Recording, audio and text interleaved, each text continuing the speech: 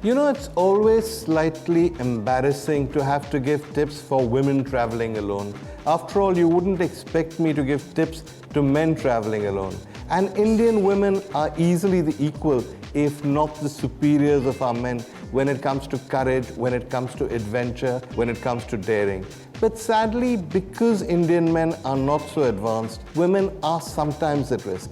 So, regrettably, here are 5 tips, and all of them have to do with keeping yourself safe. Tip number 1, always check out where you're staying. If you're not safe in your hotel, you're not safe anywhere. Don't just pick something at random from a guidebook or what someone has told you. Always try and go with a personal recommendation. If you can't do that, research the hotel, research. Check every review, check everything you know. Only when you're sure you'll be secure should you make your booking.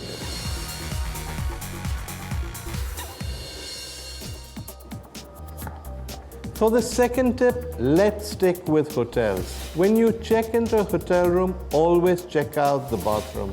Not just for reasons of hygiene, but because it's an indication of how seriously the hotel takes its guests. If the towels are not fresh, if it smells, if it's dirty, check out immediately. If they can't care about hygiene, they won't care about security. And even if the hotel seems okay, and even if the room seems safe, follow basic precautions. Always double lock your door. Never open your door unless it's on a chain. You can see who there is outside. It may not be much, but it's always useful.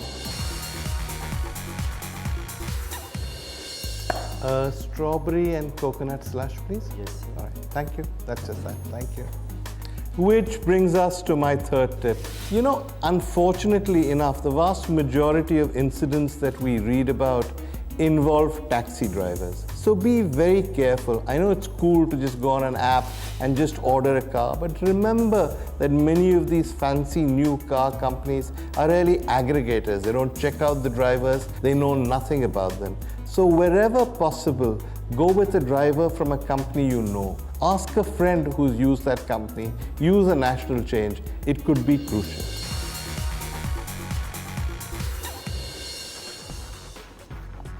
And my fourth tip has to do with photography, not just holiday photography. And don't just check your room for hidden video cameras.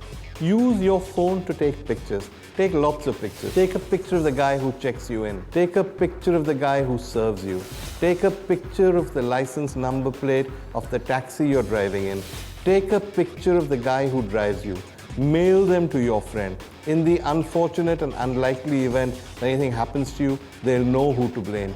But more important, it'll scare the guy. It'll make him realize that there is a record. And so, a final tip. I don't want to recommend pepper sprays, tasers or whatever, but there are perfectly good apps, one by the government of India, that you should always have. You never know when there will be an emergency. Probably an unnecessary precaution, but hey, precautions always help. Well, this has not been a particularly cheery list of tips, but hey, sometimes it's better to be safe than to be sorry. Next time we are back to our usual upbeat tone. Keep the questions coming, and remember, you can ask me anything.